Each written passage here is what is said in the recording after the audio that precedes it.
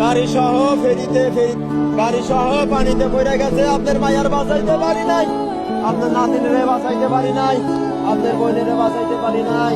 কত করে কইলাম আব্দুর রহমানের মা তোমরা বাড়ি থাকো,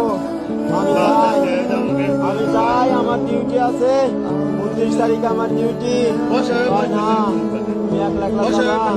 আমার একলা ভালো লাগে না, আমাদের চাই না, আমারে চাই না কেমনে, আমারে একলা চলে গেল।